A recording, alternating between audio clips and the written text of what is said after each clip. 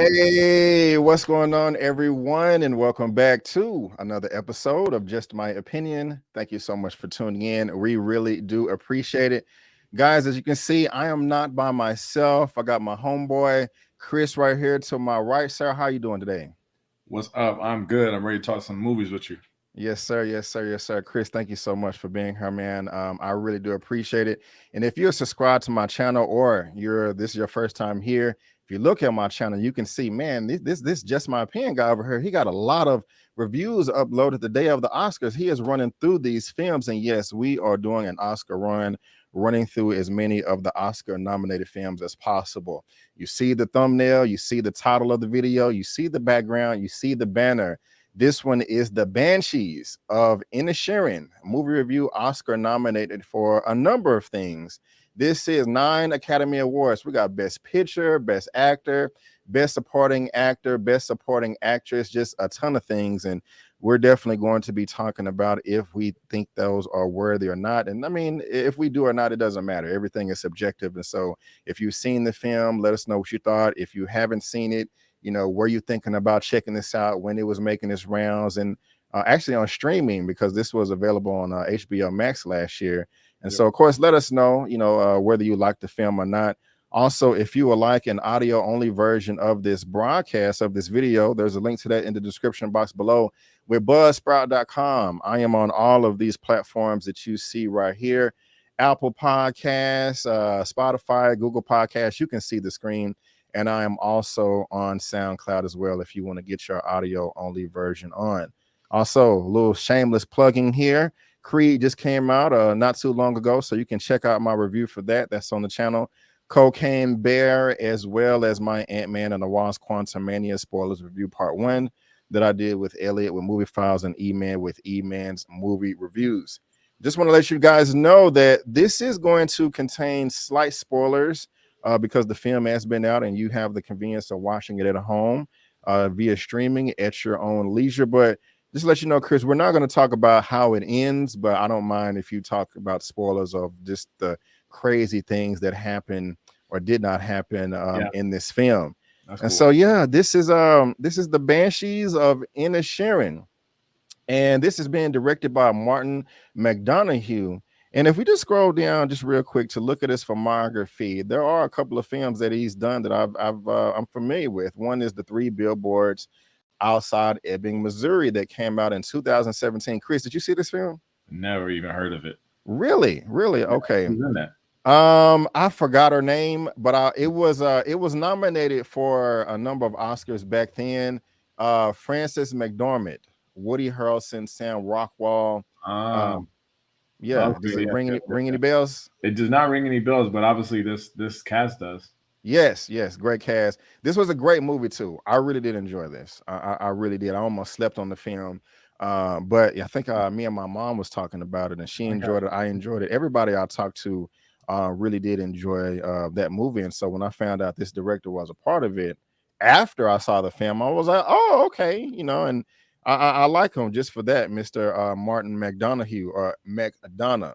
And of course, I'm gonna say whether I thought the Banshees of Inisherin were as good as that film, because I really did like 3 Boards. I really did like that film. So, Chris, and it's on Hulu. I just looked it up. Anyone watching the video here, it is on Hulu. It looks like, so if you want to check it out, like me, it's out there. Go ahead. Oh, and I almost forgot. I'm tripping. If you love what me and Chris has to say, you can follow both of us on social media. Our handles are on the screen. His information is in the description box of this video. And like always, he is on my channel tab right there, smack dab in the middle between Real James and Fantastic Frankey. That's good positioning, actually. I like that spot. I like that. That's what's up right there. This is what the gentleman's channel looks like right here. Please subscribe, show him the same love and respect that you give me. Let's help this man get to 10K, 15K, then 20 million subscribers. Why not? Because this man makes good content and has a very unique sense of humor. And so did this film as well, man. It really does have a unique sense of humor. It's being described as a comedy and a drama. And Chris, when I went into this, I was going to call you Tait, but I know it's Tait. No, they trust me. Either way, people call me both, so you good. Okay, but man, I didn't know what to expect going into this film, Chris. When I hit you up saying, "Hey, man, I'm doing this Oscar run. Would you like to help me out?" This is a film that you picked right here. It Is there is. a particular reason why you picked this film, or was it because I really didn't have that much left to choose from? Mhm. I'm curious, man. Like, why did you choose this film? Like, what was your expectations going into it, and just your general thoughts overall? Well, I'm switching to the headphones, so hopefully I don't cut out. But yeah, I seen a couple of the ones that you had left, but this is one of the ones that I feel like people wouldn't have picked. Number one, and then I enjoyed watching it. Like, so I was like, okay, I can talk about this.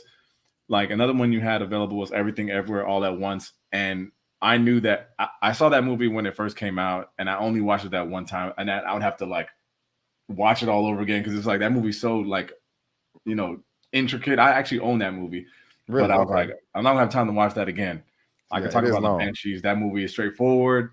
I know I get the plot, got it. So like I enjoyed that movie, this movie, Banshees, and I was like, okay, this is I can definitely talk about this. Okay. Did you see any trailers going into this?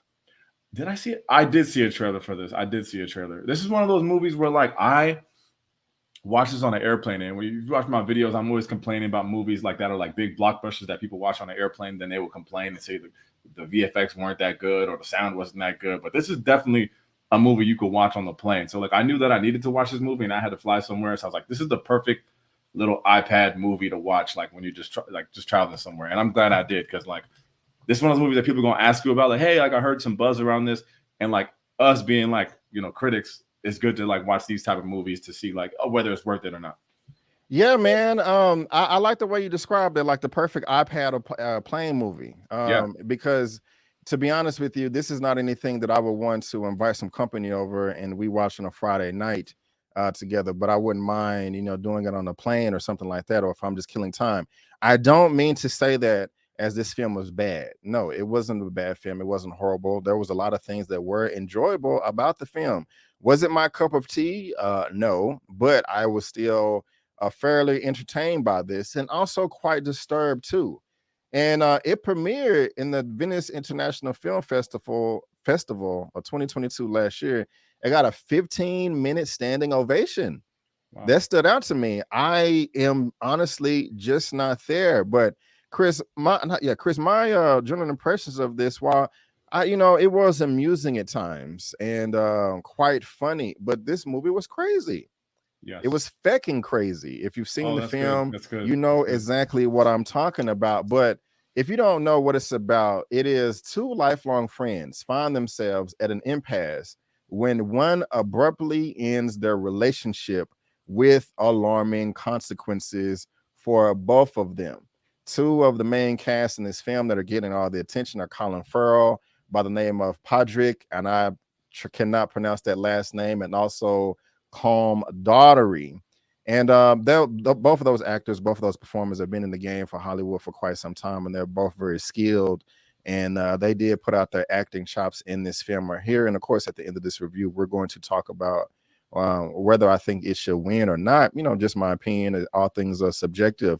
But one of the things, just talking about the positives that I liked about this film is just a small location. This was filmed primarily in one location. It's Inisherin. From the title is a fictional place, but what Yep. they're speaking of is it's an island off the coast. It's an island off the coast of Ireland, taking place in 1923 April, to be exact. And one of the things that it kind of just pulled me in at the very beginning is just kind of how quiet and subtle everything was. I mean, it seemed like a really peaceful town until it progressed on. And I was kind of asking myself, wow, Brandon, if you had a choice, would you want to live in some remote, secluded location like the people here off the coast of this island of Ireland? And initially I was saying yes. I was just like, hey, if I have everything I need, if I'm around the people I love, sure, why not? I can get away from all the riffraff. I mean, do you kind of agree there? Do you share those sentiments, or are you complete opposite of me? Complete opposite. I would Really? go crazy. Yeah. Like I live in New York City Right. like for a reason. Like I would only live in this crazy place or like a city like Los Angeles. Like there's something where like just people and crowds and like trains. Like I'm weird like that. Like I get it. I used to live in Florida, so like I know and not in quiet Florida, but you know, like South Florida, Miami, Fort Lauderdale area. But like even then, like just a little too quiet for me. So I am the opposite. I got you. Now, this film is also, the cast is predominantly men. There was only maybe like a handful of women in this film.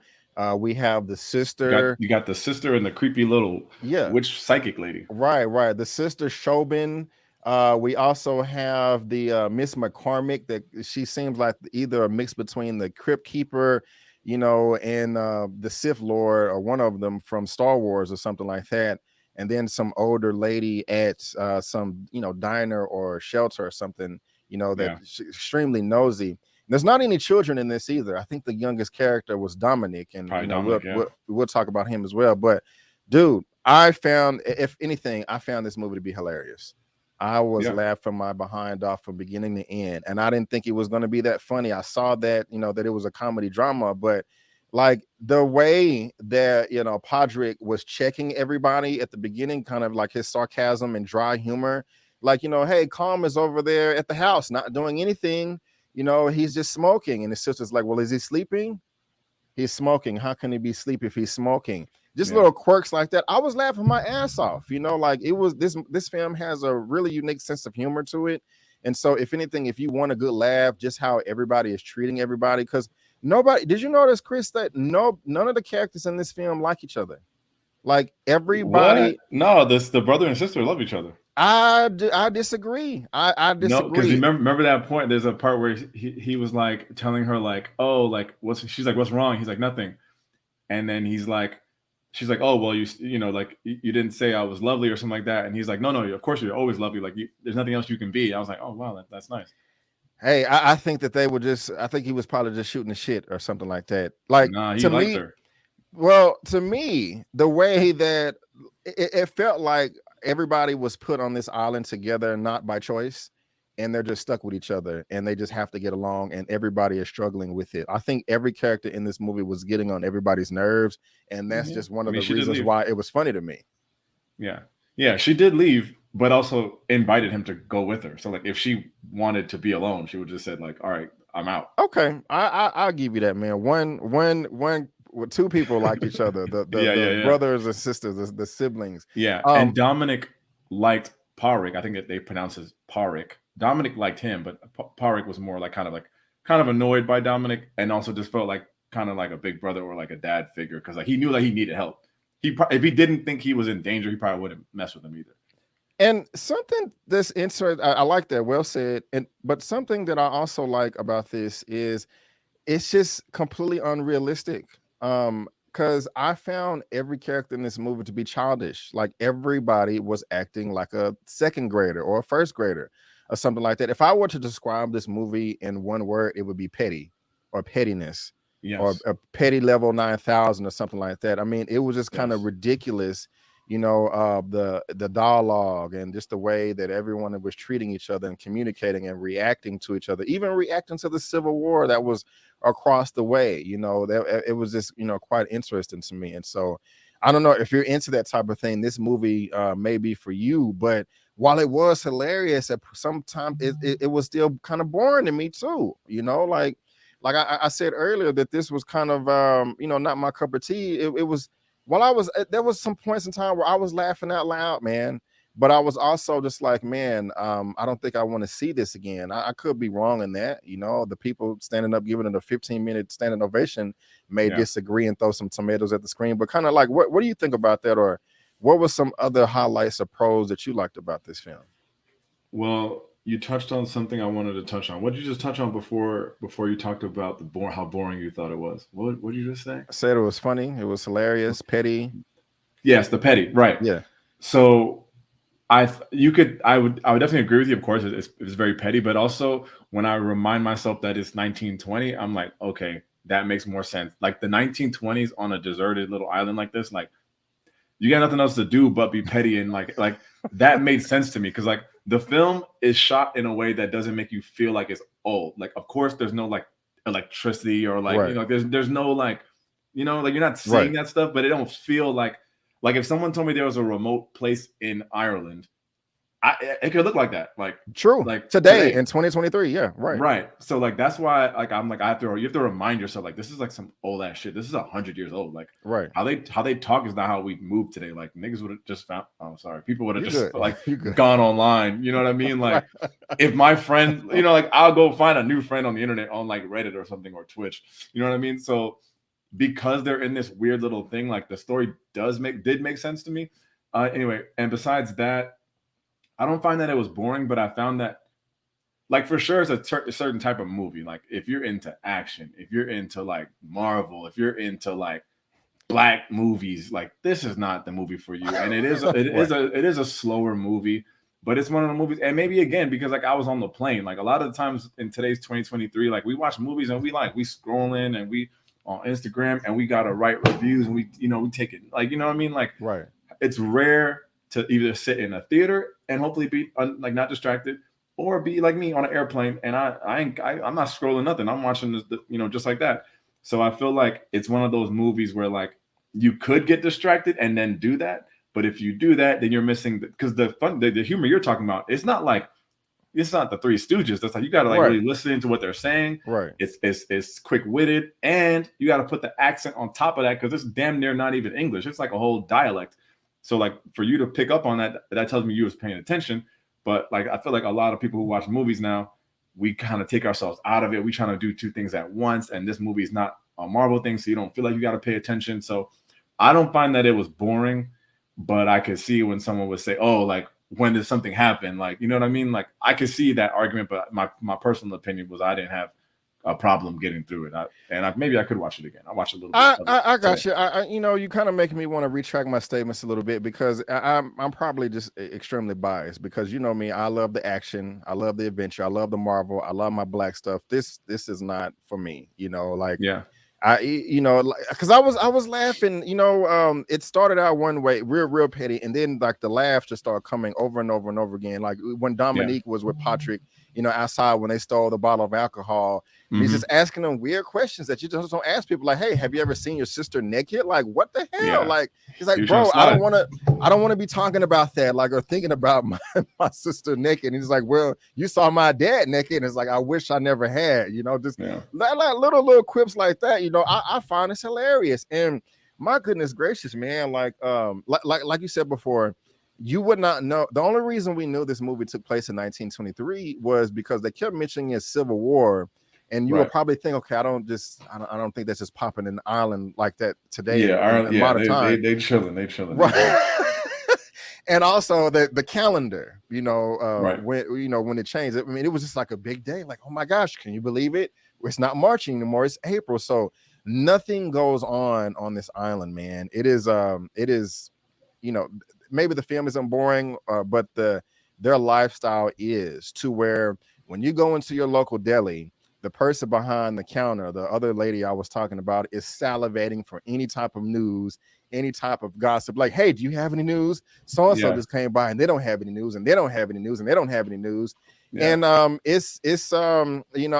found that kind of fascinating. Like she delivered some mail and was like, hey, you got a piece of mail right there. But it was like she opened it herself and read the whole thing. Like, that's bizarre. You somebody hit you in the chest if you go through their mail these days. Yeah, that was before it was a crime. Yeah, right. But over here, it's normal.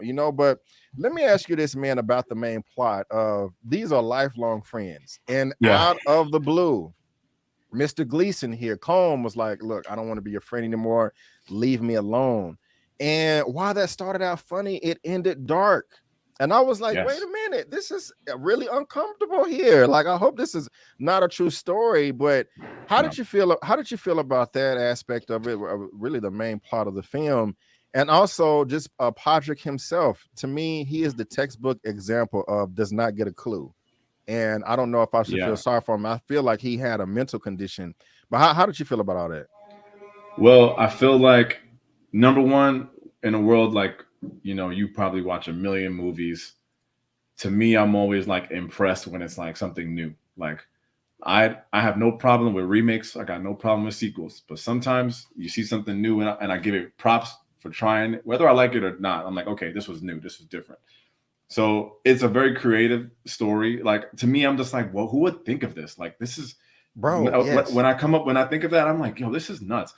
But then to your point, I would say it kind of reminds me of like a breakup because that's kind of how it's looking. Like it's like this is like a breakup, but they're just friends. Mm-hmm. But you're calling Colin Farrell clueless, Parik. But like, how many? I don't want to be sexist, but how many guys do the same thing? The girl says, "No, I'm not interested," but I'm still in the DMs. No, thank you, I'm not interested, but I still hit you up at the bar. No, I don't want to drink. Are you sure you want to drink? Da da da da. I have a boyfriend. No, but you can't have friends. And I'm just going on the men's side. So it's like people don't say men have mental conditions. They just feel like you got to shoot your shot. So like women are probably like, yeah, like take a hint. So like you watching the film, you're like, yo, Parik, take a hint, bro. He's not into you. But because they're just friends, we're like, this doesn't make any sense. But like in relationships, we see it all the time.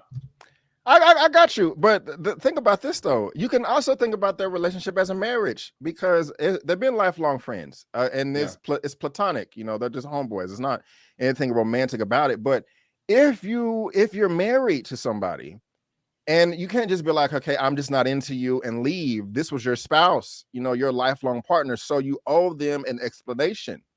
And so Calm owed him an explanation, and then this as well. Now, the way it was delivered, it was funny. It's like, bro, you're just dull, man. Like, you know, the crazy thing is the reasoning that he gave him is like, I'm sure he was pushing at least 60 years old.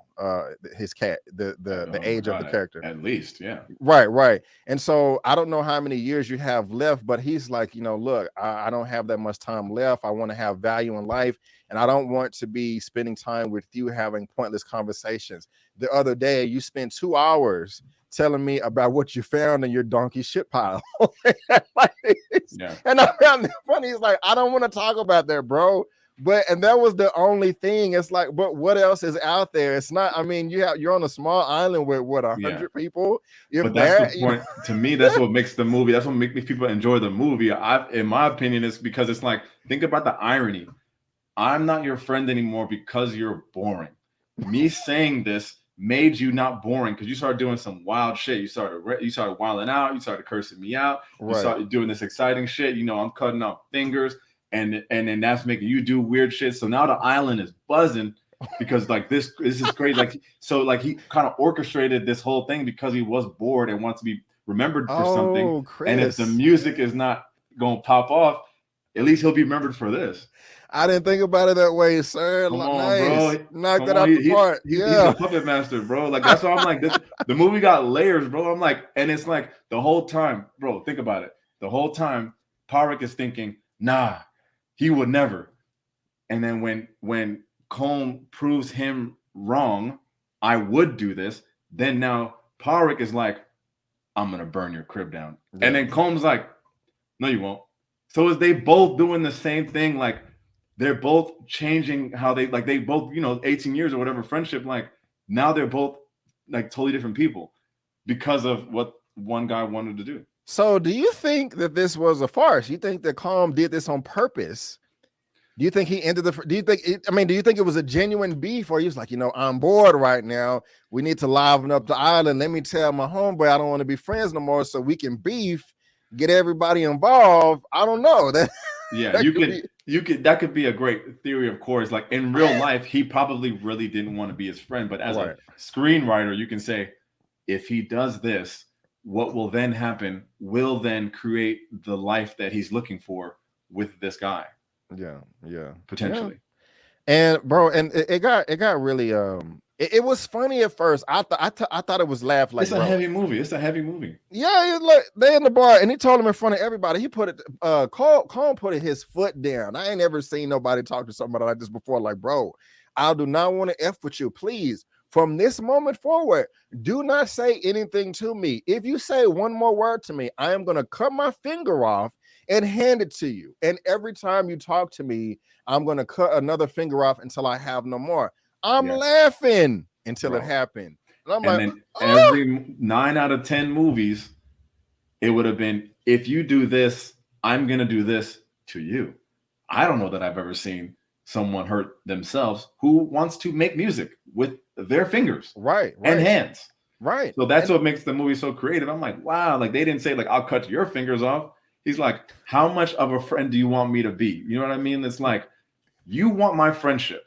Are you willing to hurt the one person you want to be friends with to be? It's like meta. You know what I'm saying? Yeah. And on top of that is Brendan Gleeson plays a little fiddle in real life, and so nice. I looked it up, so it's even more meta right there. But yeah, man, it got pretty dark, man, at some points in times, and I will say that Pyrick was mental, man. He still couldn't get a clue. And something you were saying before about you know about women and getting drinks and sliding to the DMs and stuff like that.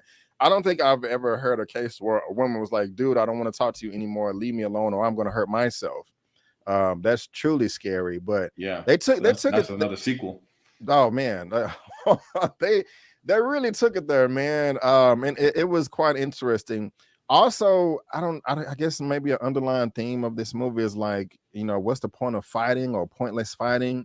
You know, especially from the way it started, from the way it ended. A lot happened. You know, animals died, body mutilation. You know, you got your sister leaving the island or whatever. Other characters are dying. I don't know what Miss McCormick was doing. Maybe she was the puppet master too, with all this. But is that's the psychic lady or the the little witch? cloak? Yeah. Right. Palpatine from Star Wars. I kept thinking about that. I also thought the person playing Dominic Barry Keegan, I thought this was Ezra Miller at first, but it's not. No, that's my man from Eternals, ain't it? Yeah. I was just he's from the Eternals, and so I liked him. It was funny, you know. Sorry, he was getting he was great. Great. Yeah, he was.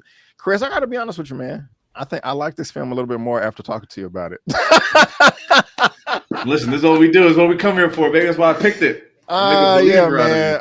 I'm not saying that I would, you know, watch it again or buy it on Blu-ray, but I do appreciate it a little bit more after talking to you about Thank you. So. And this is definitely one of those movies where, like, you know, if like someone asks you, hey, it's Friday night, I need something to watch. You don't tell everyone to watch this movie, but you know the certain type. If you're into like good filmmaking, good writing, good humor, good, you know, smart writing, creative stuff, you know, then you hit them with that. This ain't the for everybody recommendation. You know what I'm saying? Like Creed 3, I can tell everybody go watch Creed 3. This is a movie where you got to know your audience and say, look, this is like this.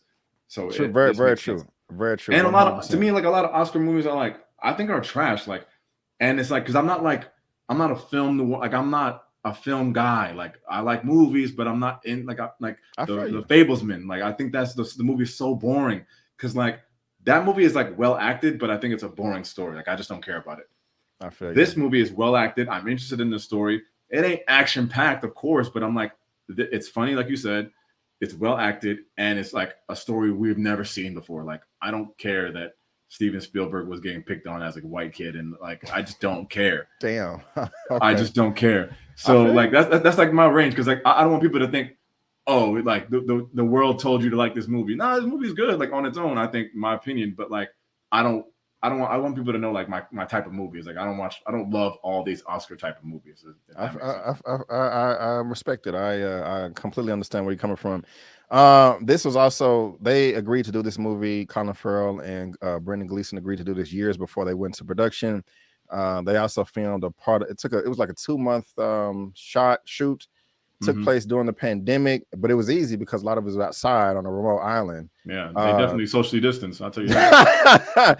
$20 million production budget. Rotten Tomatoes. They made 46. Now. That's good. I think they made 46, and then of course, if they get some awards, they'll get a lot more. Yeah, you hit the nail on the head right there. 46 million, and again, I think it debuted on film. I think it was a day and date thing. I could be wrong, but everybody here seems to like it as well. Have you seen? Think about your rating. Have you seen? How many of the Best Picture films have you seen? Okay, not enough, but is that everything on the screen? Yeah, that's everything right there for Best Picture. Okay, let me go through really quick. The first one, haven't seen it, heard is fire. The second one, I've seen it, it is fire, but not to win that award. This movie is great that we're just talking about here. Elvis is great, shouldn't win the award. Everything, Everywhere, All at Once is fire and probably will win. The Fablemans, I just told you, is terrible. Tar, I didn't see, but I hate that this girl got the black woman kicked off the thing because she was lobbying for her, so I can't ever support that movie. Top Gun Maverick is a fire movie, but I don't think it's going to win this award, but it should win some like VFX type stuff, sound, whatever. Like that shit is fire. Triangle of Sadness, haven't seen or heard a lot about, so I don't know much about it. Women Talking, I also haven't seen but heard good things, but it probably is not going to win this award. But I will watch Women Talking and Triangle of Sadness. Got you. I have seen all of these except at the time of this recording. I've seen all of these except for Women Talking. Okay. And while I did enjoy Banshees, I wouldn't be upset if it won, but I don't think it should. I would be very surprised if it won. I think the people who are playing, like, that are nominated for those awards, those acting awards, should win, or at least one or two. But it's not the best picture of the year. It's not. Nah. Have you seen The Whale? Nah. Check it out. I know. I've been ducking it. I know. I did like Elvis. But Elvis is good. What would you rate this, man? Whatever your rating system is, letter grade, number grade. I do stars. I do out of 5 stars. I would have given this 3.5 stars, the minimum. Okay, that's 3.5. I thought you would have gave it much higher than that. Okay, because like it's not a 5-star movie. Because 5-star movies in my head, it's like everybody got to watch this. It don't mean it's the best movie ever, but it's like I would recommend this movie to everything. So yeah, I would say between 3.5 and 4. 3 is like a solid movie. Like it's worth the watch, no matter if you're not into it or not. 3.5 and 4, but it's in that range for me. Okay, I would give it at an 8.5 out of 10 minimum. Myself. That's probably before we talked. It might have been a 6. Not that low, but you kind of opened my eyes up to a few things and kind of gave me a different perspective, and I do appreciate that, man. That I need to have you back on here more. Listen, but yeah, guys, what's up? I'm always available for you. Yes, sir. If you've seen the film, let us know what you thought. If it deserves all this attention. Whether you liked it or not, all things are subjective. Nobody's opinion is wrong, especially if you can give a good reason of why you feel that way. Again, check me out if you want an audio-only version on all of these platforms right here, as well as SoundCloud. So you can check that out. I would really appreciate it. Check out all my other reviews as well. I'm going through, I think I'm gonna have at least maybe 15 movies done, for Oscar-nominated films. And so check me out. Chris, I thank you so much for coming through, bro. I really do appreciate it. Is there anything going on your lovely channel right now that you want to promote for all the good people out there?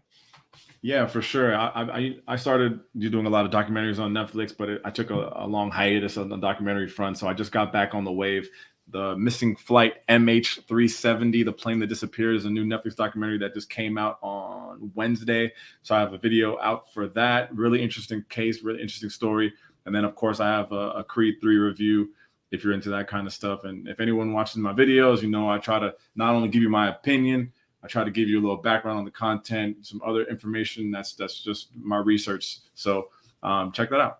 Alrighty. And of course, if you're new here, if you subscribe to my channel, if I scroll all the way up, you're going to get movie reviews over here, spoiler movie reviews, series reviews, a weekly movie news roundup show, Bear Lair season 2 right now, Snowfall season 6, some trailer reactions, interviews, and fresh out of the theater reactions. I usually have my movie news roundup show on Sundays at 6 p.m. CST, but I can't do that because that's the time of the Oscars. And so I will be going live on not the 12th Sunday, but Monday the 13th. Monday the 13th, March of 6 o'clock CST to go over the Oscar nominated films, all the winners, all the losers, and just have a fun discussion about our thoughts. But any other final thoughts, Chris? Nah, check this movie out if you're into it. I got some homework to do as far as the Oscars go, so hopefully I can get some of the movies knocked out before Sunday. But nah, it's an awesome discussion, man. I like talking about this one with you. It was dope. Cool, man. Thank you for being here. Well, guys, again, I just want to thank you so much for tuning in. And before you go, don't forget that I'm B. Avery. That's Chris. That's just our opinion. Peace out, and we'll see you next time.